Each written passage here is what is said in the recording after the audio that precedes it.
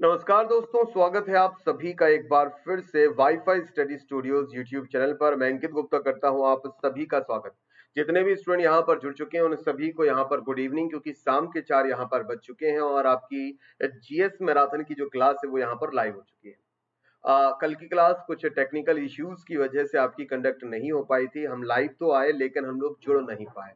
कुछ स्टूडेंट लिख भी रहे थे कि सर मतलब आज की क्लास भी नहीं होगी। देखो, पहली चीज यहाँ पर ये बनती है कि ऐसा कोई नहीं चाहता या कोई फैकल्टी नहीं चाहता कि आपकी क्लास ना हो, लेकिन कई बार कुछ तकनीकी कारण ऐसे आ जाते हैं। अगर आपके मोबाइल की स्क्रीन ही ब्लैंक हो जाएगी तो आप मोबाइल नहीं चला पाएंगे ना। सेम एयर कि जब कोई टेक्निकल इशू आ जाता है, इंटरनेट की स्पीड आ जाती है, तो चाहकर भी हम लोग क्लास को लाइव नहीं कर पाते हैं। कल यही समस्या हमारे सामने उत्पन्न हुई थी, लेकिन आज आपको कोई समस्या नहीं आएगी। प्रीमियर के माध्यम से पूरी क्लास आज की आपकी कंडक्ट होगी। ठीक है भाई, तो चलिए शुरुआत करते हैं बिना किसी देरी के इस क्लास की। और साथ ही साथ आपको मैं बता दूं कि आप मुझे अनअकैडमी पर भी फॉलो कर सकते हैं। अनअकैडमी पर एप्लीकेशन को ऑन करने के बाद स्पेशल सेक्शन में जाकर आप एजुकेटर्स के नेम में वहां पर फाइंड आउट कर सकते हैं अंकित गुप्ता, और आसानी से आप मुझे वहां पर फॉलो कर सकते हैं। टारगेट 10 कोड लगाकर आप अनअकैडमी पर कोई भी सब्सक्रिप्शन अगर परचेज करना चाहते हैं तो आप क्या करेंगे, उस सब्सक्रिप्शन को यहाँ पर परचेज कर पाएंगे। चलिए अब बिना किसी देरी के यहाँ पर शुरुआत करते हैं आज की क्लास की। और पहला प्रश्न आप सभी के सामने कि भारत में जन्मे अमेरिकी वैज्ञानिक सुब्रमण्यन चंद्रशेखरन ने किस क्षेत्र में अपने काम के लिए नोबेल पुरस्कार को आपका जीता था। नोबेल प्राइज की अगर मैं बात करूं, अलग अलग क्षेत्रों में आपके दिए जाते हैं। तो Indian born American scientist Subramanyam Chandrasekharan, अब ये दिया तो साइंस की फील्ड में ही गया था, had won the Nobel prize for his work in the area of nuclear medicine, biochemistry, astrophysics या फिर मॉलिक्यूलर बायोलॉजी। करेक्ट आंसर यहाँ पर बनता है एस्ट्रोफिजिक्स। अंतरिक्ष विज्ञान की, अंतरिक्ष भौतिकी की बात यहाँ पर की जा रही है और चंद्रशेखरन लिमिट के लिए उनको आपका जाना जाता है। ये आपने जरूर सुना होगा उनके बारे में। अमेरिकी वैज्ञानिक थे, भले ही उनका जन्म, अगर मैं बात करता हूँ, भारतीय मूल के हैं, लेकिन उनका जन्म भारत में हुआ था, लेकिन बाद में इनके पास नागरिकता अमेरिका की रही। अगला प्रश्न काफी आसान है, काफी इजी क्वेश्चन है। ये आपका ज्योग्राफी से रिलेटेड क्वेश्चन है, इंडियन ज्योग्राफी से जुड़ा हुआ क्वेश्चन है। ट्रॉपिक ऑफ कैंसर जो यहाँ पर इंग्लिश में लिखा हुआ है, इसको हिंदी में हम लोग क्या कहते हैं? इसको हिंदी में हम लोग कर्क रेखा आपकी कहते हैं। कर्क रेखा यानी कि tropic of cancer. 23 right, 23 right 0.5 degree north की जो आपकी इंपॉर्टेंट लैटिट्यूड होती है, अक्षांश रेखा, उसको हम लोग ट्रॉपिक ऑफ कैंसर कहते हैं। इसके नजदीक, सबसे नजदीक कौन सा शहर आपका लोकेटेड है? Which one is the nearest city to the tropic of cancer? Delhi, Jodhpur, Nagpur, Kolkata. अब देखिए, आसानी से यहां तो समझ में नहीं आएगा कि करेक्ट आंसर क्या होना चाहिए। इसके लिए आपकी मैप प्रैक्टिस काफी बेहतर होनी चाहिए, बेहतरीन होनी चाहिए, तब आप इसका थोड़ा सा अंदाजा लगा पाएंगे। जैसा कि आप सभी जानते हैं कि भारत के 8 राज्यों से आपकी ट्रॉपिक ऑफ कैंसर आपकी गुजरती है, जिसके लिए मैंने आपको एक ट्रिक भी बता रखी है कि मित्र पर गमछा झार। ये आपकी ट्रिक रही, ये मैं कई बार आपको बता चुका हूं कि मित्र पर गमछा झार। अगर आप इस ट्रिक के माध्यम से याद रखने का प्रयास करते हैं, मित्र पर गमछा झार, मित्र पर गमछा झार, तो ये आपकी जो ट्रिक होगी, मित्र पर गमछा झार, इससे आप उन स्टेट्स के नामों को याद रख पाएंगे। मी से मिजोरम, त्रा से त्रिपुरा, ये 2 नाम हुए। मी से मिजोरम, त्रा से त्रिपुरा, पर से याद रखेगा पश्चिम बंगाल, और गमछा के गा से गुजरात, मा से मध्य प्रदेश, छा से छत्तीसगढ़, इसके अलावा झा से झारखंड और रा से राजस्थान। ये टोटल 8 राज्य आपके ऐसे बनते हैं जहां से आपकी कर्क रेखा गुजरती है। तो पहली चीज तो आपको यहाँ पर ये समझना है कि दिल्ली से कर्क रेखा नहीं गुजरती, राजस्थान से गुजरती है तो जोधपुर यहाँ पर आंसर बन सकता है। महाराष्ट्र से आपकी कर्क रेखा नहीं गुजरती तो फिर नागपुर आपका यहाँ पर आंसर नहीं बनेगा। अब 2 स्टेट आपके पास बनते हैं, जोधपुर और कोलकाता। आपने देखा होगा कि वेस्ट बंगाल के काफी नीचे से, जहां से आपकी हुगली रिवर पास आउट होती है, वहां से गुजरती है। उस आधार पर आप अनुमान लगा सकते हैं और सही जवाब यहां पर आप दे सकते हैं कोलकाता। ओके, अगला प्रश्न, भारत में पेट्रोलियम का प्रमुख उत्पादक कंट्री कौन सा? The leading producer of petroleum in India, मतलब कि भारत में सबसे ज्यादा पेट्रोलियम का प्रोडक्शन। वैसे हमारे देश में जो पेट्रोलियम है वो बहुत ही कम प्रोड्यूस होता है, क्योंकि हमारे देश में पेट्रोलियम प्रोडक्शन करने वाले जो राज्य हैं काफी कम बनते हैं। लेकिन फिर भी महाराष्ट्र, गुजरात, असम एंड तमिलनाडु, इन 4 राज्यों की अगर मैं बात करता हूं, तो इसमें इन चारों राज्यों में सबसे ज्यादा पेट्रोलियम प्रोड्यूस करने वाला जो स्टेट आपका बनता है वो बनता है आपका महाराष्ट्र स्टेट। महाराष्ट्र स्टेट में आपने एक लोकेशन सुनी होगी जिसका नाम बनता है बॉम्बे हाई। क्या नाम सुना होगा आपने? बॉम्बे हाई, याद रखिएगा। और भारत में जितना भी आपका क्रूड पेट्रोलियम आपका होता है वो सभी हमें पठारी क्षेत्रों में ही देखने को आपका मिलता है, याद रखिएगा। पेट्रोलियम को लिक्विड गोल्ड के नाम से भी जाना जाता है, यानी कि तरल सोने के नाम से भी पेट्रोलियम को आपका जाना जाता है। और एक और महत्वपूर्ण चीज जो कि मैं आपको कई बार बता चुका हूं, फटाफट से जितने भी स्टूडेंट यहाँ पर जुड़े हैं मुझे ये लिखकर बताएं कि भारत में क्रूड पेट्रोलियम के प्रोडक्शन को बढ़ावा देने के लिए, भारत में क्रूड पेट्रोलियम के प्रोडक्शन को बढ़ावा देने के लिए कौन सी क्रांति इंडिया में चलाई गई थी, आपको ये यहाँ पर बताना है। तो फटाफट से मुझे यहाँ पर लिखकर बताइएगा। ओके, अगला प्रश्न, पंजशीर घाटी जो कि पर्यटकों के लिए बहुत प्रसिद्ध है, बहुत ही फेमस है, ये कहां पर आपकी लोकेटेड है? Panjshir valley which is famous in tourist and situated in Afghanistan, Pakistan, India and Turkmenistan. फटाफट, पंजशीर घाटी। कई बार जितने भी आपके फेमस टूरिस्ट प्लेसेस आपके जो बनते हैं उसके बारे में आपसे प्रश्न पूछा जाएगा, ये भी आपके लिए काफी महत्वपूर्ण यहाँ पर बनता है। फटाफट से बताएगा, अफगानिस्तान, पाकिस्तान, इंडिया और तुर्कमेनिस्तान, इन चारों कंट्रीज में से सबसे ज्यादा कौन सी घाटी आपकी प्रसिद्ध यहाँ पर मानी जाती है? और एक और चीज आपको यहाँ पर याद रखनी है, करेक्ट आंसर तो यहाँ पर आपका बनता है अफगानिस्तान। अब आप कहोगे कि सर अफगानिस्तान तो इंडिया में नहीं है, बिल्कुल सही कहा। भारत के जितने भी पड़ोसी देश आपके बनते हैं, जितने भी आपके नेबरिंग कंट्रीज बनते हैं, वहां पर भी जितनी ज्यादा जानकारी आप वहां से जुटा सकें वो आपको जुटाना चाहिए। ओके, अफगानिस्तान किसके लिए फेमस है? अपनी राजधानी, अफगानिस्तान की राजधानी आपकी क्या बनती है? काबुल यहाँ की राजधानी बनती है, ये तो आप सभी को पता ही है कि काबुल यहाँ की राजधानी आपकी बनती है, ये आपको यहाँ पर याद रखना है। ठीक है, इसके अलावा जो आपको यहाँ पर याद रखना है वो ये याद रखना है कि काबुल की जो करेंसी आपकी बनती है वो आपकी क्या बनती है? अफगानी यहाँ की करेंसी का नाम बनता है। तो ये पॉइंट भी आप लोग यहाँ पर याद रखेंगे। ठीक है भाई, चलिए अब आगे बात करते हैं अगले प्रश्न की। अगला प्रश्न आप सभी के सामने ये रहा, भारत के संविधान में लिखित में से किसका उल्लेख आपका नहीं है? मतलब कि कौन सी कमीशन या कौन सा ऑर्गेनाइजेशन आपकी कॉन्स्टिट्यूशनल बॉडी आपकी नहीं? Which of the following is not mention in the constitution of India? UPSC यानी कि यूनियन पब्लिक सर्विस कमीशन, या फिर फाइनेंस कमीशन, या फिर प्लानिंग कमीशन, या फिर इलेक्शन कमीशन। ये चार कमीशन आपके सामने मौजूद है।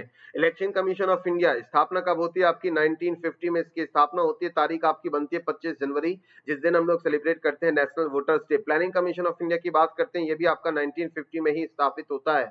भारत में आईएएस पीसीएस के लिए जो भी प्रिपरेशन होती है, जो भी भारत के आईएएस पीसीएस अधिकारी, आईएफएस अधिकारी, या भारत के जो भी आपके एडमिनिस्ट्रेटिव ऑफिशियल्स होते हैं उनको तैयार करने का काम यूपीएससी का होता है। तो यूपीएससी भी आपकी क्या बनती है?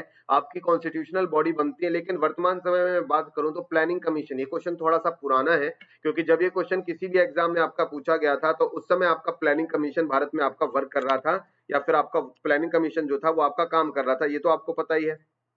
ठीक है, लेकिन वर्तमान में प्लानिंग कमीशन नाम का कोई ऑर्गेनाइजेशन इंडिया में वर्क नहीं करता। 1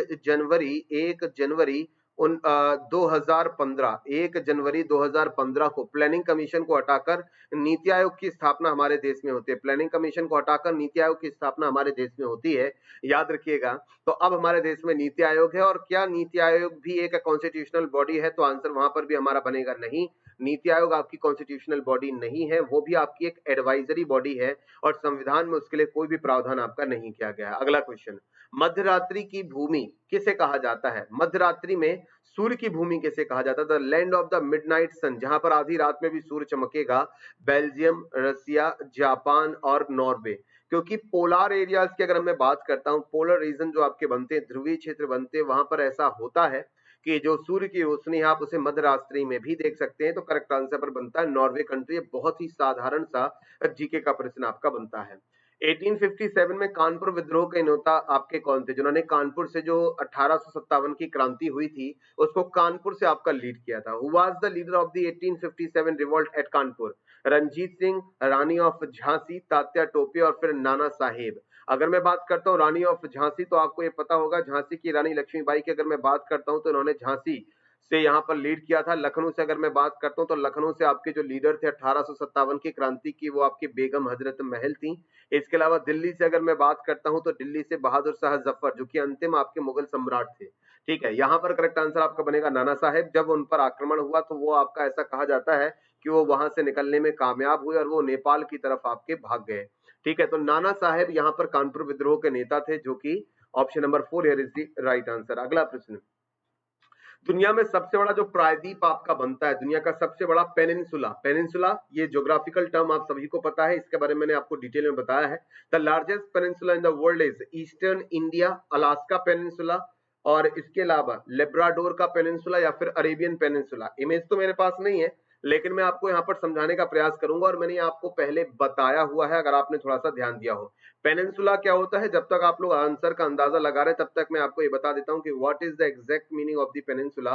पेनिनसुला किसे कहा जाता है, ये आपका इंडिया है और इंडिया का ये आपका गुजरात स्टेट बनता है और ये आपका यहाँ पर बनता है वेस्ट बंगाल। गुजरात से लेकर अगर मैं पश्चिम बंगाल तक की बात करता हूं तो कुल 4 राज्य, कुल आपके सॉरी 5 राज्य आपके जो बनेंगे वो अरब सागर की तरफ सीमा को साझा करेंगे, अरेबियन सी यानी कि अरब सागर की तरफ जो आपके सीमा साझा करेंगे वो 5 राज्य आपकी सीमा साझा करेंगे और 4 राज्य आपके जो होंगे वो आपका बे ऑफ बंगाल यानी कि बंगाल की खाड़ी की तरफ आपकी सीमा साझा करेंगे।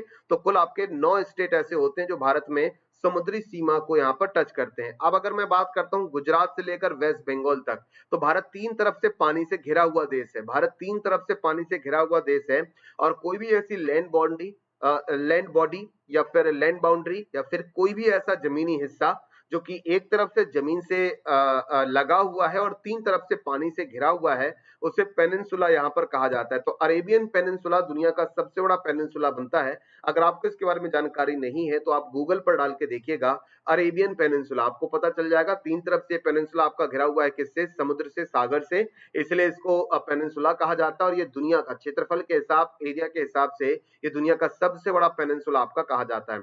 अगला प्रश्न आप सभी के सामने बड़ा ही इंटरेस्टिंग क्वेश्चन है, देखते हैं कितने लोग यहाँ पर आंसर करेंगे। किस देश को मध्य एशिया के चौराहे के रूप में भी आपका जाना जाता है? Which country is also known as the crossroads of the Central Asia? Uzbekistan, Afghanistan, Tajikistan, Turkmenistan. आपको यहाँ पर यह बताना है कि इन चारों कंट्रीज में से किसे मध्य एशिया, सेंट्रल एशिया का चौराहा कहा जाता है। क्योंकि चौराहे का क्या मतलब होता है, चौराहा वो जगह होती है जहां से 4 रास्तों के लिए आपकी जो आपका रास्ता होता है या जो रोड होती है वो 4 रास्तों के लिए आपकी जाती है, उसको हम लोग चौराहा बोलते हैं। तो यहाँ पर ये वो कंट्री है जहां से आप सेंट्रल एशिया से यूरोप की तरफ, सेंट्रल एशिया की तरफ, ईस्ट की तरफ और वेस्ट की तरफ, आपके सभी तरफ को जाने के लिए ये रास्ते आपके बनते हैं। इसके अलावा ये कंट्री एक लैंडलॉक कंट्री है। लैंडलॉक कंट्री का मतलब वो देश होता है जो कि चारों तरफ से आपका लैंड बाउंड्री यानी कि आपका जमीन से आपका घिरा होता है, उसको हम लोग क्या कहते हैं, उसको हम लोग एक लैंडलॉक कंट्री यहाँ पर कहते हैं। तो यहाँ पर सही जवाब आपका बनता है अफगानिस्तान। अफगानिस्तान एक लैंडलॉक कंट्री है। इसके अलावा अफगानिस्तान को मध्य एशिया के चौराहे के नाम से भी आपका जाना जाता है। अगला प्रश्न, रोहिंग्या संकट के समाधान के लिए बांग्लादेश मदद के लिए भारत द्वारा शुरू किए गए ऑपरेशन का नाम क्या था? अब ये क्वेश्चन कम से कम 2 साल पुराना क्वेश्चन है या 1.5 साल पुराना क्वेश्चन, लेकिन जब ये आया था तब आपका काफी एग्जाम में पूछा गया था। जो भी आपके इंपॉर्टेंट ऑपरेशंस होते हैं, अब ऑपरेशंस के बारे में आपको एक चीज मैं बता देता हूं कि एसएससी एग्जामिनेशंस में जो भी आपके इंपॉर्टेंट ऑपरेशंस होते हैं तो वो जो आपके करंट अफेयर्स में वो तो आपसे पूछेगा ही पूछेगा। इसके अलावा जो आपके ट्रेडिशनल मतलब कि जो पुराने इंपॉर्टेंट यानी कि बहुत पुराने ऑपरेशंस जो कि महत्वपूर्ण ऑपरेशंस आपके बनते हैं उनके बारे में भी एग्जाम में पूछा जाएगा। लिखा हुआ है what was the name of the operations launch by India to help Bangladesh in solving with Rohingya crisis? Operation Saksham, operation Manavta, operation Khushhali और या फिर ऑपरेशन इंसानियत। करेक्ट आंसर बनता है ऑपरेशन इंसानियत। इसके अलावा भी अगर हम लोग बात करते हैं तो भारत ने भी बहुत सारे ऑपरेशन चलाए थे, जैसे कि ऑपरेशन वनीला, ये भारत ने चलाया था मेडागास्कर नाम के कंट्री में, जहां पर बाढ़ और राहत के लिए और मेडिकल दवाइयों वहां पर प्रोवाइड करने के लिए ऑपरेशन वनीला मेडागास्कर में चलाया गया था। क्योंकि वनीला जो आपका मेडागास्कर जो आपका कंट्री बनता है वो वनीला फ्लेवर का प्रोडक्शन के लिए वो आपका जाना जाता है। इसके अलावा ऑपरेशन संजीवनी भी था। ऑपरेशन समुद्र सेतु की अगर मैं बात करता हूं तो कोविड-19 की वजह से पूरी दुनिया में जब आपका लॉकडाउन हुआ तो उस वजह से भी लोगों को भारत लाने के लिए भी ऑपरेशन समुद्र सेतु भी आपका चलाया गया था। तो जितने भी इंपॉर्टेंट ऑपरेशन बनते हैं वो आपके लिए यहाँ पर महत्वपूर्ण बनते हैं। अगला प्रश्न आप सभी के सामने ये रहा, भारत के किस देश के राष्ट्रीय ध्वज में ड्रैगन का चित्र आपको देखने को मिलता है? Which country's national flag has a dragon on it? Nepal, Sri Lanka, Myanmar और भूटान। ड्रैगन का नाम सुनते ही सबसे पहले आप लोगों को दिमाग में चाइना का नाम आया होगा, लेकिन आप सभी को पता है कि चाइना के झंडे में लाल रंग का बैकग्राउंड होता है और उसमें आई थिंक 5 या 6 आपके सितारे उस पर बने होते हैं, उस पर ड्रैगन की तस्वीर नहीं होती। ड्रैगन की तस्वीर जो आपको देखने को मिलेगी वो आपको भूटान के झंडे में आपको देखने को मिलेगी। भूटान के झंडे में आपको ड्रैगन की फोटो लगी हुई मिलेगी, जबकि भूटान का झंडा इस तरह से 2 कलर में डिवाइडेड होता है। ऊपर की तरफ येलो या शायद रेड और नीचे की तरफ ऑरेंज, ठीक है। येलो और ऑरेंज का उसमें मिक्सअप आपको देखने को मिलता है और बीच में उसमें ड्रैगन की तस्वीर आपकी बनी होती है। नेपाल के झंडे की बात करें तो मैं आपको बता ही चुका हूं कि नेपाल का झंडा दुनिया का इकलौता ऐसा झंडा है जो कि ट्रायंगुलर शेप में आपका इस तरीके से मौजूद है, जबकि दुनिया के बाकी झंडे आपके रेक्टेंगुलर शेप में आपके मौजूद हैं। अगला प्रश्न, नगर पालिका का नाम आप सभी ने सुना होगा, म्युनिसिपैलिटी हम इसको कहते हैं। अगर कोई भी व्यक्ति नगर पालिका का सदस्य बनना चाहता है तो इसके लिए न्यूनतम आयु आपकी जो मिनिमम एज होनी चाहिए, रिक्वायर्ड एज होनी चाहिए, वो कितनी होनी चाहिए? 15 ईयर्स, 20 ईयर्स, 21 ईयर्स और 25 ईयर्स। फटाफट से मुझे बताइएगा, नगर पालिका का सदस्य बनने के लिए मिनिमम आयु या मिनिमम एज जो आपकी रिक्वायर्ड होती है वो आपकी कितनी होती है? 21 ईयर्स यहाँ पर याद रखें, कम से कम 21 साल यहाँ पर एज होनी चाहिए नगर पालिका के सदस्य के लिए। ओके, अगला प्रश्न बहुत ही आसान प्रश्न है, फटाफट बताइए करेक्ट आंसर। इलेक्ट्रॉनिक प्रारूपों में पुस्तक को किस नाम से आपका जाना जाता है? Books in electronic formats are called e books, e books, e library, e learning. तो ई लर्निंग तो हम कह सकते हैं अगर हम कोई भी चीज सीख रहे हैं इलेक्ट्रॉनिक माध्यम से या इंटरनेट के माध्यम से या वर्चुअल टेक्नोलॉजी के माध्यम से अगर हम कुछ भी सीखते हैं, that is called e learning. But अगर हमें बुक्स भी इलेक्ट्रॉनिक प्रारूपों में मिलती हैं तो इसको ई बुक्स कहा जाता है, जहां पर ई का फुल फॉर्म इलेक्ट्रॉनिक ही होता है। तो what is the full form of e books? तो दैट इज इलेक्ट्रॉनिक बुक्स। अगर आपसे बोला जाता है e banking, that is electronic banking. अगर आपसे बोला जाता है ई कॉमर्स कंपनियां जैसे हैं कि फ्लिपकार्ट, अमेजन, ये सब क्या है आपकी ई कॉमर्स कंपनियां हैं, मतलब कि जहां पर आप इलेक्ट्रॉनिक फॉर्मेट में ट्रेड कर सके या फिर यहाँ पर व्यापार वगैरह कर सकें या फिर खरीदारी कर सकें, इस तरह की एप्लीकेशन को ई कॉमर्स एप्लीकेशन आपका यहाँ पर कहा जाता है। तो same here e books. Next question, आमतौर पर बौद्ध साहित्य किस भाषा में आपका लिखा गया है? ये वही भाषा है जिस भाषा में भगवान बुद्ध ने आपका पहला उपदेश दिया था, और भगवान बुद्ध के अधिकतर उपदेश आपके इसी भाषा में दिए गए थे। In which language were the Buddhist literary works generally written? Prakrit, Pali, Nepali या फिर संस्कृत। इन चारों भाषाओं की अगर मैं बात करता हूं तो जो बौद्ध साहित्य है या भगवान बुद्ध के जो उपदेश आपके बनते हैं वो किस भाषा में आपके दिए गए थे? तो एक ही लैंग्वेज आपको याद आएगी, पाली भाषा। भगवान बुद्ध ने अधिकतर पाली भाषा में ही आपके उपदेश दिए हैं और जो कि बौद्ध धर्म की एक प्रचलित भाषा थी। तो याद रखिएगा, बौद्ध साहित्य भी जो आपका है या जितने भी बौद्धिस्ट लिटरेरी वर्क आपको देखने को मिलते हैं वो सभी भी आपको पाली लैंग्वेज में देखने को मिलेंगे। ठीक है भाई, चलिए अगला प्रश्न। निम्नलिखित में से कौन सा शहर भूमध्य रेखा के सबसे करीब है? अभी इससे पहले जो प्रश्न आया था वो कर्क रेखा के बारे में आपसे प्रश्न था, लेकिन यहाँ पर जो प्रश्न है वो ये है कि भूमध्य रेखा यानी कि ट्रॉपिक नहीं, जो कि आपकी इक्वेटर बनती है, ये हमारी पृथ्वी है और हमारी पृथ्वी को दो बराबर भागों में बांटने वाली जो आपकी अक्षांश रेखा होती है उसे हम लोग कहते हैं इक्वेटर यानी कि भूमध्य रेखा, 0 डिग्री लैटिट्यूड। ठीक है, ऊपर का हिस्सा नॉर्दर्न हेमिस्फीयर, नीचे का हिस्सा सदर्न हेमिस्फीयर। भारत से गुजरती है? बिल्कुल नहीं गुजरती है, भारत से आपकी इक्वेटर नहीं गुजरती। अब आपको बताना है, अगर आपकी वर्ल्ड ज्योग्राफी और वर्ल्ड ज्योग्राफी की मैप प्रैक्टिस बेहतर है तो आप इस क्वेश्चन का आंसर दे पाएंगे। कोलंबो, जकार्ता, मनीला और सिंगापुर, इन चारों कंट्रीज में से कौन सा कंट्री सबसे क्लोजेस्ट आपका बनता है इक्वेटर पर? तो इसका सही जवाब सिंगापुर बनता है, याद रखिएगा। सही जवाब क्या बनेगा? सिंगापुर। इसका करेक्ट आंसर यहाँ पर आपको देखने को मिलेगा। क्योंकि अभी यहाँ पर हम लोग एक्सप्लेन तो नहीं कर पाएंगे इसको डिटेल में, लेकिन अगर आपके पास वर्ल्ड मैप है तो आप वहां पर डिस्टेंस का अंदाजा लगा सकते हैं। सिंगापुर आपको इन चारों ऑप्शन में सबसे करीब आपको नजर आएगा। ठीक है भाई, अगला प्रश्न, किस राज्य की सीमा जो है वो आपकी मिजोरम से नहीं मिलती? Which state has not met the boundary with Mizoram? Nagaland, Myanmar, Assam और त्रिपुरा। मैंने आपको नॉर्थ ईस्ट के बारे में काफी कुछ यहाँ पर पढ़ाया हुआ है, समझाया हुआ है, ये तो आप सभी को पता ही है।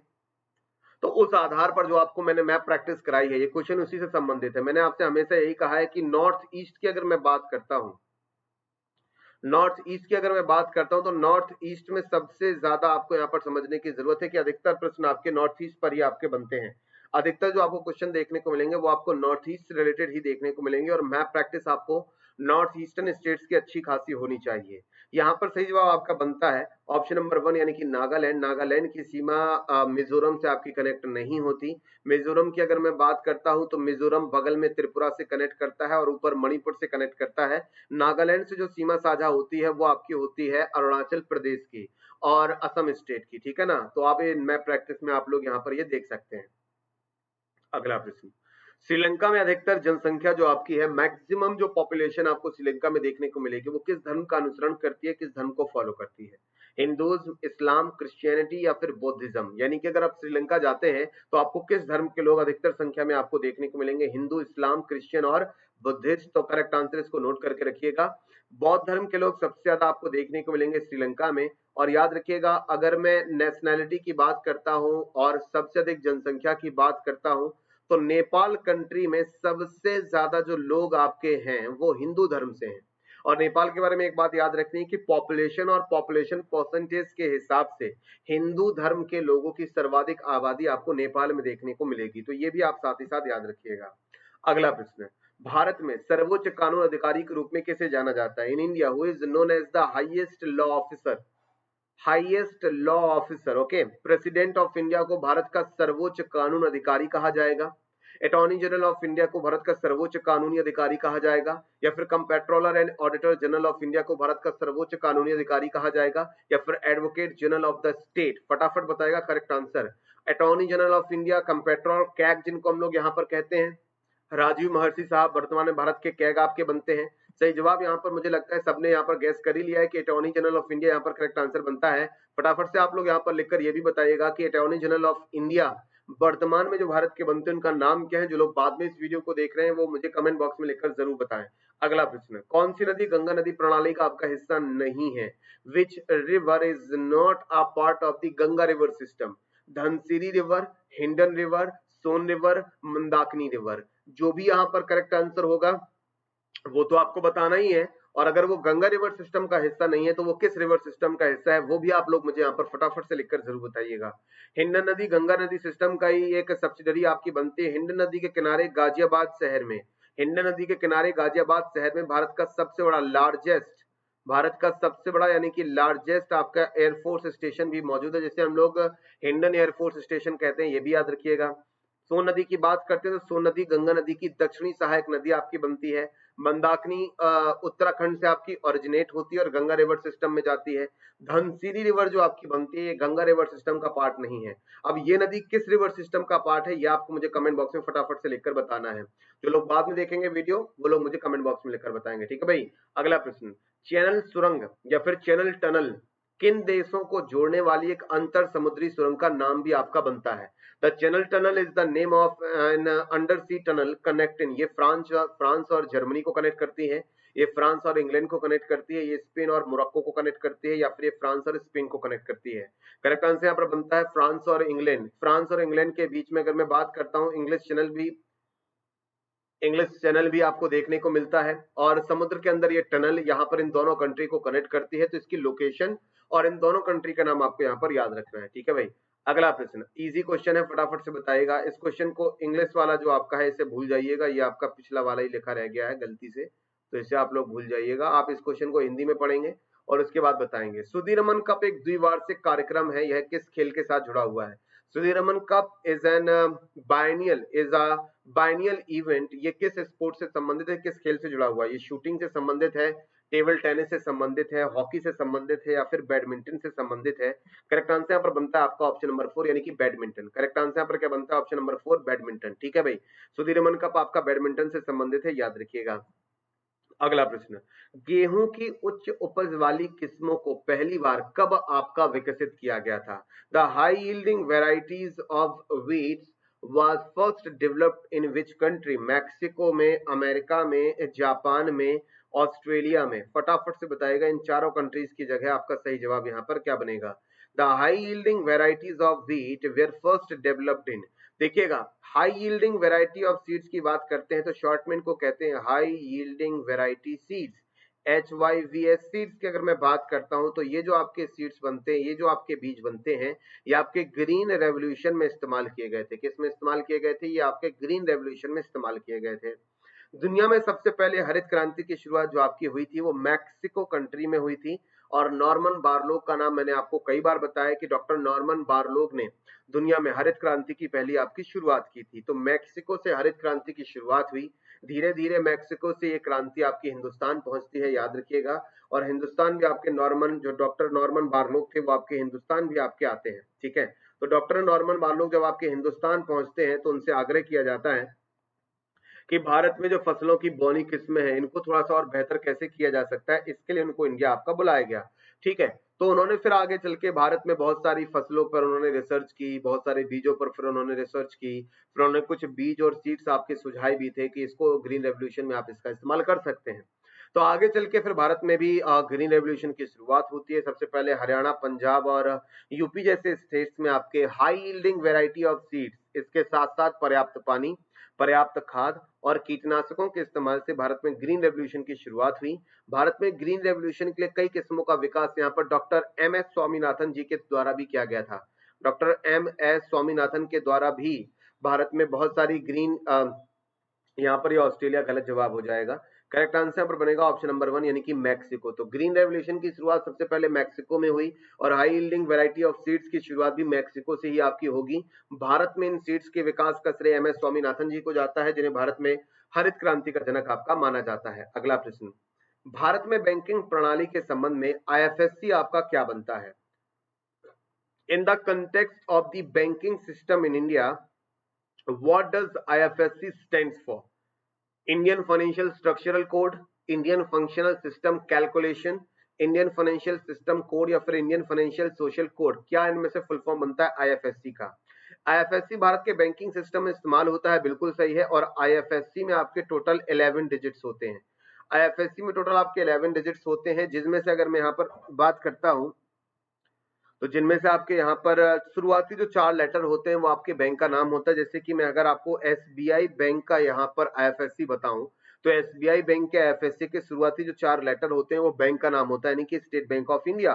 5वां लेटर जो आपका होता है उसे हम लोग जीरो बोलते हैं, यानी कि सेंट्रल कोड। और लास्ट के आपके जो 6 कैरेक्टर्स आपके होते हैं वो आपके यहाँ पर नंबर्स होते हैं। तो कुल मिलाकर 11 डिजिट का होता है आपका आईएफएससी कोड, याद रखिएगा। और इसका फुल फॉर्म जो यहाँ पर बनता है, इसका फुल फॉर्म जो यहाँ पर बनता है वो बनता है ऑप्शन नंबर 3। ऑप्शन नंबर 3 यानी कि इंडियन फाइनेंशियल सिस्टम कोड, ये यहाँ पर बिल्कुल सही जवाब आपका बनेगा। ओके, अगला प्रश्न, which lakes and their location is incorrectly matched? कौन सी झीलें और उनके स्थान यहाँ पर सही तरीके से मेल नहीं खाते? आपको ये बताना है कि जो लोनार लेक है या फिर लोनार झील है ये आपकी महाराष्ट्र में है। चिल्का लेक की बात करते हैं ये आपके आंध्र प्रदेश में है। लोकटक झील की बात करते हैं तो ये मणिपुर में है। और रूपकुंड की बात करते हैं ये उत्तराखंड में। ये 4 आपके सामने मैच द फॉलोइंग्स हैं, Lonar lake, Chilika lake, Loktak lake और रूपकुंड लेक। आपको बताना है कि इनका जो प्रॉपर मैच है वो क्या है, और इनमें से एक आपका इनकरेक्टली मैच किया गया है। आपको बताना है इनमें से गलत क्या है, और जो गलत है उसका अगर स्टेट सही से मैच्ड नहीं है तो आपको उस स्टेट का नाम भी आपको यहाँ पर बताना है। सही जवाब की यहाँ पर बात करते थे चिल्का लेक। चिल्का लेक आपका आंध्र प्रदेश में मौजूद नहीं है। अब चिल्का लेक भारत के किस राज्य में मौजूद है, फटाफट से मुझे यहाँ पर ये लिखकर बताइएगा कि यहाँ पर करेक्ट आंसर क्या बनेगा। बाकी सभी लेक्स, बाकी सभी झीलें आपकी इन्हीं स्टेट्स में मौजूद हैं, जिन स्टेट्स के बारे में यहाँ पर लिखा हुआ है। ठीक है भाई, क्लियर रहा, समझ आया सभी को? चिल्का लेक आपको यहाँ पर बताना है कि किस राज्य में है, क्योंकि यही यहाँ पर इनकरेक्टली आपका मैच है, यही यहाँ पर इनकरेक्टली आपका मैच है चिल्का लेक। लोनार लेक के बारे में कहा जाता है कि एक क्रेटर के गिरने की वजह से महाराष्ट्र में लोनार लेक आपकी क्रिएट हुई। अभी कुछ दिनों पहले आपने इसके बारे में एक न्यूज भी सुनी होगी, लोनार लेक आपकी न्यूज में भी बनी रही, क्योंकि लोनार लेक के बारे में आपने ये सुना होगा कि लोनार झील का पानी, कुछ दिनों पहले आपने सुना होगा और देखा होगा कि लोनार झील का पानी कुछ दिनों पहले आपका गुलाबी हो गया था, ये आपने सुना होगा। तो लोनार लेक का जो पानी आपका गुलाबी हो गया था उसके पीछे कुछ आपके नेचुरल कॉजेज आपके रहे हैं। खैर उस पर रिसर्च आपकी चल रही है, ठीक है, जल्दी उसके बारे में भी आपको पता चलेगा कि क्या कारण है। उसके कुछ प्राकृतिक कारण हुए, ठीक है, तो ये भी आपको यहाँ पर याद रखना है। तो लोनार लेक इसलिए आपकी चर्चा में भी बनी रही, तो ये आपके एग्जाम में भी पूछी जा सकती है कि लोनार लेक जिस झील का पानी हाल ही में गुलाबी हो गया या हल्का गुलाबी हो गया, ये किस राज्य में है, तो याद रखिएगा कि ये महाराष्ट्र स्टेट में है। लोकटक झील भी आपकी काफी फेमस है, क्योंकि लोकटक झील के ऊपर दुनिया का इकलौता तैरता हुआ जो नेशनल पार्क बनता है, फ्लोटिंग नेशनल पार्क बनता है, उसका नाम बनता है कीबुल लामजाओ नेशनल पार्क। ये आपका मणिपुर स्टेट में मौजूद है। कीबुल लामजाओ नेशनल पार्क फोमड़ी नाम की जो घास होती है उस पर आपका मौजूद है। यहीं पर संगाई डियर और आपका डांसिंग डियर भी आपका पाया जाता है। अगला प्रश्न, कौन से शास्त्रीय नृत्य और उनके मूल स्थान की अगर हम लोग बात करते हैं तो इनकरेक्टली मिलान किया गया है? Which classical dance and their places of origin is incorrectly matched? Kuchipudi Orissa, Bharatanatyam Tamil Nadu, Mohini Attam Kerala या फिर सत्रिय सत्रिय असम। इन चारों में से बताइए करेक्टली आंसर यहाँ पर आपका क्या बनेगा। क्लासिकल डांस और उनका प्लेस ऑफ ओरिजिन, भरतनाट्यम तो आपने सुना है ये तमिलनाडु में ही है, बिल्कुल सही है। मोहिनी अट्टम केरला, कथकली केरला, इसके अलावा सत्रिया ये असम। असम में ही आपका बिहू भी बनता है, बिहू आपका फेस्टिवल भी होता है, बिहू आपका एक फोक डांस भी होता है, बिहू आपका फेस्टिवल भी होता है। बिहू फेस्टिवल साल में 3 बार आपका सेलिब्रेट होता है असम में, ये भी याद रखिएगा। यहाँ पर करेक्ट आंसर बनेगा कुचिपुड़ी। कुचिपुड़ी की बात करते हैं तो मैंने आपको एक ट्रिक बताई थी कि अंधेरे में कच्ची पूड़ी खाई, याद आया कुछ? अंधेरे में कच्ची पूड़ी खाई तो आंध्र प्रदेश कुचिपुड़ी, अंधेरे में कच्ची पूड़ी तो अंधेरे से आंध्र प्रदेश, कच्ची पूड़ी दैट इज कुचिपुड़ी, तो अंधेरे में कच्ची पूड़ी खाई तो आंध्र प्रदेश कुचिपुड़ी। इस ट्रिक के माध्यम से आप कुचिपुड़ी को याद रखिएगा। कुचिपुड़ी आपका आंध्र प्रदेश स्टेट में मौजूद है, ना कि उड़ीसा में। तो मतलब कुचिपुड़ी जो नृत्य आपका होता है वो आंध्र प्रदेश में होता है, ना कि उड़ीसा में। इसलिए ऑप्शन नंबर 1 यहाँ पर इनकरेक्टली मैच्ड है। Option number 1 here is the right answer. Okay, चलिए आगे बात करते हैं। सलाल परियोजना की बात करते हैं। The Salal project, Salal project is constructed on the which river. Salal परियोजना का निर्माण किस नदी पर आपका किया गया है? चिनाब नदी, भीमा नदी, कृष्णा नदी या फिर मंजरा नदी? मांजरा नदी। फटाफट बताएगा करेक्ट आंसर। सलाल परियोजना, जिन लोगों को भी इसका आंसर पता है फटाफट फटाफट यहाँ पर लिखकर बताएं कि इसका सही जवाब यहाँ पर क्या बनेगा। दूसरा यहाँ पर ये बताएंगे कि सलाल परियोजना भारत के किस राज्य में आपकी मौजूद है, तो स्टेट का नाम भी आप लोग यहाँ पर फटाफट से यहाँ पर लिखकर बताएंगे। चिनाब, भीमा, कृष्णा, मांजरा नदी। करेक्ट आंसर बनता है चिनाब नदी। चिनाब नदी के बारे में ये भी याद रखिएगा, चिनाब पुल, चिनाब का जो रेलवे ब्रिज है जो कि आपका बनता है कहां पर? जम्मू एंड कश्मीर में। ये दुनिया का सबसे ऊंचा रेलवे पुल भी बनता है, ये पॉइंट भी आप लोग याद रखेंगे, ये भी इंपॉर्टेंट यहाँ पर बनता है। ठीक है, ये इंपॉर्टेंट बनता है। सलाल परियोजना किस राज्य में मौजूद है? स्टेट का नाम या यूनियन टेरिटरी का नाम फटाफट से यहाँ पर मुझे लिखकर बता दीजिएगा। ठीक है भाई, चलिए अगला प्रश्न। त्रिशूल पर्वत शिखर किस राज्य में आपका located? Trishul mountain peak is located in which state? Jammu and Kashmir, Himachal Pradesh, Uttarakhand और सिक्किम स्टेट। जो भी आपकी इंपॉर्टेंट माउंटेन पीक्स आपकी बनती है उनके बारे में प्रश्न आपसे जरूर पूछेगा। जैसे कि माउंटेन है तो फिर माउंटेन्स में आपका हिमालयन माउंटेन तो माउंट एवरेस्ट आपसे पूछेगा। माउंट एवरेस्ट का नेपाल में नाम तो सागर माथा बनेगा। माउंट एवरेस्ट का तिब्बती नेम बनता है चोमोलुंगमा, ये भी आपको याद रखना है। इसके अलावा ईस्टर्न घाट्स की अगर मैं बात करता हूँ, भारत के पूर्वी तट पर जो आपकी ईस्टर्न घाट्स मौजूद है तो महेंद्रगिरी, उसकी महेंद्रगिरी पर्वत उसकी सबसे ऊंची चोटी बनती है। दोदा बेट्टा आपको साउथ इंडिया में देखने को मिलेगी। अनामुड़ी भी वहीं पर आपकी मौजूद है। इसी तरह से आपको बाकी स्टेट्स के बारे में भी याद रखना है।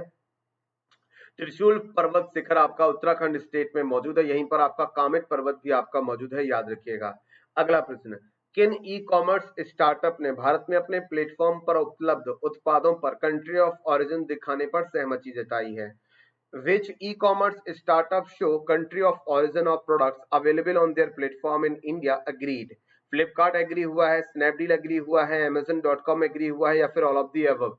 कंट्री ऑफ ओरिजिन क्या है ये मैं आपको बता देता हूं कि यानी कि अब से आपका क्या होगा कि जो आप ऑनलाइन शॉपिंग करते हैं ई कॉमर्स वेबसाइट से, ई कॉमर्स स्टार्टअप से आप ऑनलाइन खरीदारी करते हैं, तो जो भी प्रोडक्ट आप ऑर्डर कर रहे हैं, जिस भी प्रोडक्ट को आप परचेज कर रहे हैं, अब कंपनी को यहाँ पर एक बाध्यता आती है कि उनको ये बताना होगा कि कंट्री ऑफ ओरिजिन इस प्रोडक्ट का क्या है, यानी कि ये प्रोडक्ट आपका किस देश में बना है या जिस कंपनी का ये प्रोडक्ट बनता है वो कंट्री किस देश, वो कंपनी आपकी किस देश की है, that is called country of origin. तो ये दिखाना अनिवार्य होगा। फ्लिपकार्ट ने भी इस पर सहमति जताई है, स्नैपडील ने भी इस पर सहमति जताई है और Amazon.com ने भी इस पर सहमति जताई है। हाल ही में 1 तारीख यानी कि 1 अगस्त से अब ये सभी कंपनियां आपको ऑनलाइन कंट्री ऑफ ओरिजिन, जो भी आप ऑनलाइन ऑर्डर करेंगे उस पर कंट्री ऑफ ओरिजिन आपको दिखाएंगी। चलिए आगे बात करते हैं। किस भारतीय शहर को भारत के पेरिस के नाम से भी जाना जाता है? Which Indian city is also known as the Paris of India? Bharat का Paris, Paris of the India, Jaipur, Mumbai, Pune और हैदराबाद। फटाफट बताएगा इन सभी प्रश्नों में से करेक्ट आंसर यहाँ पर क्या बनेगा? जयपुर, मुंबई, पुणे और हैदराबाद में से पेरिस ऑफ इंडिया के नाम से किसे आपका यहाँ पर जाना जाता है? निकनेम बनता है, इजी क्वेश्चन है, ज्यादा टफ क्वेश्चन नहीं है। जिसे हम लोग पिंक सिटी ऑफ इंडिया के नाम से जानते हैं उसे आपका पेरिस ऑफ इंडिया के नाम से भी जाना जाता है। इसे हम लोग पिंक सिटी ऑफ इंडिया के नाम से भी जानते हैं। मुंबई को commercial capital of India, financial capital of India के नाम से भी जानते हैं। 7 टापुओं का शहर, the city of the 7 island के नाम से भी मुंबई को जाना जाता है, क्योंकि आज जहां पर मुंबई मौजूद है पहले कभी वहां पर 7 आइलैंड हुआ करते थे। पुणे की बात करते हैं तो पुणे शहर की बात करें, पुणे शहर को डेक्कन क्वीन के नाम से जाना जाता है, यानी कि दक्षिण की रानी। पुणे शहर को कहा जाता है। हैदराबाद के नाम से नदी बहुत पूछी जाती है, तो हैदराबाद आपका मूसी नदी के किनारे मौजूद है। और हैदराबाद को भारतीय संघ में, भारतीय राज्यों में या भारत में मिलाया गया था किस ऑपरेशन के माध्यम से? 1948 में हैदराबाद की रियासत को भारत में मिलाया गया था। आपके उस समय के जो गृह मंत्री थे उनका नाम था सरदार वल्लभ भाई पटेल। तो आप मुझे बता सकते हैं उस ऑपरेशन का नाम जिसके माध्यम से हैदराबाद को भारत में आपका मिलाया गया था? फटाफट से लिखकर मुझे बताइएगा, करेक्ट आंसर आपका यहाँ पर क्या बनेगा। अगला प्रश्न, Noida metro rail corporation name the Noida sector 50 metro station dedicated to the transgender community. Noida metro rail corporation ने ट्रांसजेंडर समुदाय को समर्पित नोएडा सेक्टर 50 मेट्रो स्टेशन का नाम क्या रखा है? इस मेट्रो स्टेशन का नाम रखा गया है शीमैन, सुपर विमेन, रेम्बो या फिर मेट्रो विमेन। पहले इस मेट्रो स्टेशन का नाम आपका सीमैन मेट्रो स्टेशन था, जिसे अब आपका बदल दिया गया है। नोएडा की मैं बात करता हूं तो नोएडा शहर का फुल फॉर्म बनता है न्यू ओखला इंडस्ट्रियल। नोएडा का फुल फॉर्म बनता है new Okhla industrial development authority. That is the complete full form of the Noida. Noida शहर के पास बुलंदशहर में ही आपका नरोरा न्यूक्लियर पावर प्लांट भी आपका मौजूद है। कौन सा power plant? Narora nuclear power plant भी आपका यहाँ पर मौजूद है। और नोएडा मेट्रो रेल कॉर्पोरेशन ने जो सेक्टर 50 में आपका जो मेट्रो स्टेशन था, इस मेट्रो स्टेशन में अब A to Z जितने भी कर्मचारी होंगे वो आपके ट्रांसजेंडर कम्युनिटी से होंगे, उनको यहाँ पर समर्पित किया है। इस मेट्रो स्टेशन को जो नाम दिया गया है वो दिया गया है रेम्बो मेट्रो स्टेशन। क्या नाम दिया गया है? Rainbow metro station. Option number 3 here is the right answer, याद रखिएगा। एक और प्रश्न फटाफट सब लोग यहाँ पर लिखकर बताएगा कि भारत में सबसे पहले जो मेट्रो ट्रेन है किस शहर में चलाई गई थी? सबसे पहली मेट्रो ट्रेन किस शहर में शुरू हुई थी? फटाफट से यहाँ पर मुझे लिखकर बता दीजिएगा, ये भी आपके लिए महत्वपूर्ण यहाँ पर बनता है। अगला प्रश्न, लेट्स मेक मनी सिंपल, ये किस बैंक की टैगलाइन बनती है? इस तरह के क्वेश्चन भी एग्जाम में देखने को मिल जाते हैं कई बार। Let's make money simple is the tagline of which bank? Kotak Mahindra bank, State Bank of India, Axis bank और HDFC bank. State Bank of India की अगर मैं बात करता हूं तो इन सभी बैंकों में से इकलौता सरकारी bank State Bank of India बनता है। स्टेट बैंक ऑफ इंडिया की भी कुछ पॉपुलर टैगलाइंस है, the bank of every Indian, हर भारतीय का बैंक, State Bank, the bank of every Indian, ये सबसे पॉपुलर टैगलाइन है इसकी। एक्सिस बैंक प्राइवेट बैंक है, भारत के प्राइवेट सेक्टर में तीसरे नंबर पर आता है एक्सिस बैंक और इसका हेडक्वार्टर आपका मुंबई में मौजूद है। HDFC की बात करते हैं, इसका हेडक्वार्टर भी आपका मुंबई में मौजूद है, याद रखिएगा, ठीक है। कोटक महिंद्रा बैंक का हेडक्वार्टर भी आपका मुंबई में मौजूद है। और लेट्स मेक मनी सिंपल, ये कोटक महिंद्रा बैंक की टैगलाइन आपकी यहाँ पर बनती है। अगला प्रश्न, राष्ट्रीय गणित दिवस आपका कब मनाया जाता है? When is the national mathematics day observed? 22 अक्टूबर, 27 दिसंबर, 20 नवंबर या फिर 22 दिसंबर? नेशनल मैथमेटिक्स डे, राष्ट्रीय गणित दिवस, इसी दिन आपके जाने माने फेमस मैथमेटिशियन श्रीनिवास रामानुजन का जन्म हुआ था। श्रीनिवास रामानुजन की जो इक्वेशंस हैं अभी भी रिसर्च का आपका सब्जेक्ट यहाँ पर बनती हैं। उनका जन्म हुआ था 22 दिसंबर, जिसको भारत में राष्ट्रीय गणित दिवस के तौर पर आपका मनाया जाता है। अगला प्रश्न आप सभी के सामने, गौतम गंभीर दिल्ली के किस संसदीय क्षेत्र से लोकसभा सांसद आपके बनते हैं?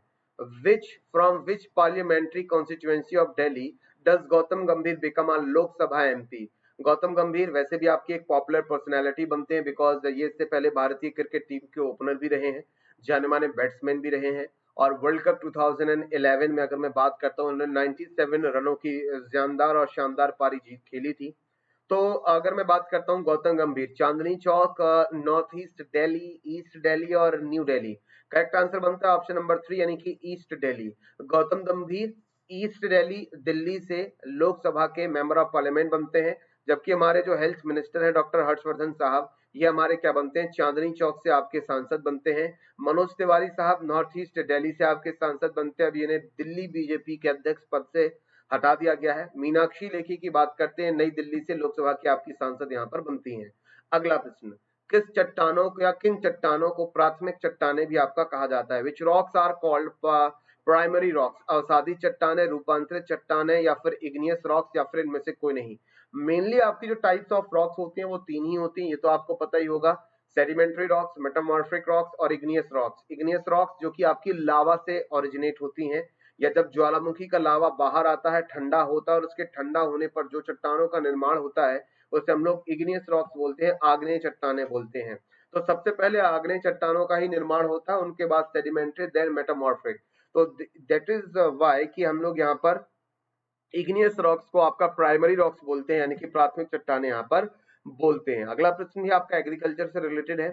काली मिट्टी की बात करें तो इसको किस और नाम से भी जाना जाता है? इसे नॉर्मन सॉइल भी कहा जाता है, इसे वेट सॉइल भी कहा जाता है, इसे रेगुलर सॉइल भी कहा जाता है, इसे मॉइस्ट सॉइल भी कहा जाता है। काली मिट्टी कपास की खेती के लिए सबसे बेहतरीन मानी जाती है। याद रखिएगा, काली मिट्टी का निर्माण ज्वालामुखी से निकलने वाले लावा के ठंडा होने के मिट्टी में परिवर्तित होने की वजह से काली मिट्टी का निर्माण हुआ है। दैट इज वाई कि इसका जो कलर बनता है वो ब्लैक आपका बनता है। रेगुर, काली मिट्टी को रेगिर सॉइल के नाम से भी जाना जाता है और ये कपास के लिए यानी कि कॉटन के लिए काफी आइडियल होती है। मतलब कॉटन के एग्रीकल्चर के लिए ये मिट्टी सर्वाधिक उपयुक्त होती है, आदर्श मिट्टी होती है। कॉटन को आपका व्हाइट गोल्ड भी कहा जाता है। याद रखिएगा, कॉटन को किस नाम से जानते हैं? कॉटन को व्हाइट गोल्ड यानी कि सफेद सोने के नाम से भी आपका जाना जाता है। कॉटन के बारे में ये भी याद रखिएगा कि कॉटन के प्रोडक्शन की अगर हम लोग यहाँ पर बात करते हैं तो कॉटन के प्रोडक्शन को बढ़ावा देने के लिए जो आपका रेवोल्यूशन आपका बनता है, जो आपका क्रांति बनती है, वो आपकी बनती है सिल्वर फाइबर रेवोल्यूशन। क्या बनती है? Silver fibre revolution. Silver fibre revolution ये कॉटन प्रोडक्शन के लिए, और सिल्वर रेवोल्यूशन ये अंडा उत्पादन और मुर्गी उत्पादन के लिए। गोल्डन फाइबर रेवोल्यूशन बनता है जूट के उत्पादन के लिए, production of jute. Next question, 31st parallel is the boundary between which countries? 31वां समानांतर किस देश की बीच सीमा का निर्धारण आपका करता है? साउथ कोरिया, नॉर्थ कोरिया, माली और मोरिटानिया, इराक और ईरान और कनाडा और यूएसए। आसान प्रश्न है। अगर साउथ कोरिया और नॉर्थ कोरिया पूछा जाएगा तो आंसर करना है 38 डिग्री पैरेलल। अगर साउथ कोरिया और नॉर्थ कोरिया के बीच में पूछा जाता है तो याद रखना है 38 डिग्री पैरेलल। अगर आपसे पूछा था कनाडा और यूएसए इनके बीच में अगर मैं बात करता हूं बॉर्डर की बात, तो 49 डिग्री पैरेलल। और इराक और ईरान के बीच में जो आपकी इंटरनेशनल बाउंड्री बनती है वो बनती है 31 degree parallel. Next question, the Credit Rating Information Services of India Limited, that is called a CRISIL agency, headquartered located in, CRISIL का headquarter कहां पर मौजूद है? भारत की सबसे पहली यानी कि first credit rating agency in India and the largest credit rating agency in India. दोनों ही आपकी बनती हैं CRISIL, भारत की पहली क्रेडिट रेटिंग एजेंसी और सबसे बड़ी क्रेडिट रेटिंग एजेंसी, दोनों आपकी बनती हैं CRISIL, headquarter located in Mumbai. Next question, Who is the author of the book title I Do What I Do? I Do What I Do नामक पुस्तक के राइटर कौन है? पॉपुलर है इसलिए प्रश्न आपसे एग्जाम में पूछा जा सकता है। रघुराम गोविंद राजन जी, अमीश त्रिपाठी, प्रणब मुखर्जी या फिर संगीता घोष। आरबीआई के 23वें गवर्नर रहे, आरबीआई के 23वें गवर्नर रहे रघुराम जी राजन, यहाँ पर सही जवाब बनता है I do what I do, ये इनकी किताब यहाँ पर बनती है। जम्मू और कश्मीर और पाक अधिकृत कश्मीर यानी कि पीओके के बीच में कौन सा जिला जो है वो आम है? आम का मतलब यहाँ पर मैंगो नहीं है, आम का मतलब यहाँ पर कॉमन है। मतलब कौन सा जिला Jammu and Kashmir union territory of India and पाक ऑक्यूपाई कश्मीर पीओके की तरफ दोनों में कॉमन है? मतलब कि भारत की तरफ इस जिले को पूंछ जिला बोला जाता है। आंसर तो निकल ही आया, पूंछ जिला यहाँ पर करेक्ट आंसर आपका बनता है। और पाकिस्तान की तरफ भी इस जिले को यानी कि पूंछ नामक जो जिला है वो दोनों ही तरफ आपका कॉमन डिस्ट्रिक्ट आपका बनता है। ठीक है, अगर आपसे एग्जाम में यह पूछा जाता है कि भारत का सबसे बड़ा district, the largest district of India according to the area, क्षेत्रफल के अनुसार भारत का सबसे बड़ा डिस्ट्रिक्ट, तो आपका आंसर क्या बनेगा? फटाफट से यहां पर मुझे लिखकर बताइएगा। अगला प्रश्न, भारतीय डाक टिकट पर प्रदर्शित होने वाली पहली भारतीय महिला का नाम बताइए। बहुत ही सिंपल और इजी क्वेश्चन बनता है। What was the first woman to be featured on the Indian stamp? रानी लक्ष्मीबाई, मीराबाई, इंदिरा गांधी और रजिया सुल्ताना।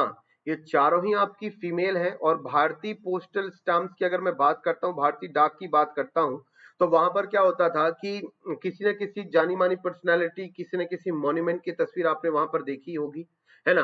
तो इसी क्रम में आपको यहाँ पर बताना है कि भारतीय डाक पर भी बहुत सारी महिलाओं की तस्वीर आपको देखने को मिलेगी, लेकिन सबसे पहले इस पर मीराबाई जी की तस्वीर आपकी लगाई गई थी, छापी गई थी। अगला प्रश्न, मराठा और केसरी अंग्रेजी समाचार पत्र बनते हैं। इनका प्रकाशन सबसे पहले किस भारतीय राजनीतिज्ञ और किस भारतीय क्रांतिकारी ने शुरू किया था? Who has published Maratha, the Kesari English newspaper? Satyendra Nath Tagore, CC Desai, SN Banerjee और लोकमान्य गंगाधर तिलक। सही जवाब लोकमान्य बाल गंगाधर तिलक यहाँ पर करेक्ट आंसर आपका बनता है। तो ये रहा आपका ऑल द जो पूरी के पूरे आपका सेशन था, सारे के सारे जो एमसीक्यूज थे वो यहाँ पर कंप्लीट हुए। उम्मीद है क्लास आपको पसंद आई होगी। एमसीक्यू का लेवल पसंद आया तो फटाफट लाइक और शेयर जरूर करें इस क्लास को। अनअकैडमी के एसएससी सेक्शन में जाकर आप लोग यहाँ पर मेरी क्लासेस को भी ज्वाइन यहाँ पर कर पाएंगे, फ्री क्लासेस को आप वहां जाकर फॉलो भी कर सकते हैं। रक्षाबंधन फेस्टिवल के खत्म होने के बाद ही हम लोग यहाँ पर स्पेशल क्लासेस की शुरुआत करेंगे, तो आप वहां पर स्पेशल क्लासेस का दीदार भी कर पाएंगे। ओके, तो आज के लिए दोस्तों मेरे साथ में इस क्लास में इतना ही। रक्षाबंधन फेस्टिवल के बाद आपको ये क्लासेस बिल्कुल लाइव मिलेंगी, अभी भी क्लासेस लाइव ही हैं और सारे के सारे एमसीक्यू जैसे आपकी चलती हैं क्लासेस एज इट इज वैसे ही आपको मिल रहे हैं। तो रक्षाबंधन फेस्टिवल तक आप लोग इस तरीके से अपनी क्लासेस को आगे बढ़ाएं और उसके बाद हम लोग यहाँ पर डिस्कशन लाइव करेंगे। थैंक यू एवरीवन क्लास को वॉच करने के लिए, देखने के लिए। उम्मीद है आपको क्लास पसंद आई होगी। कल शाम 4 बजे फिर से इस क्लास को यहाँ पर देखना ना भूलें, इस क्लास में जुड़ना ना भूलें। Thank you everyone.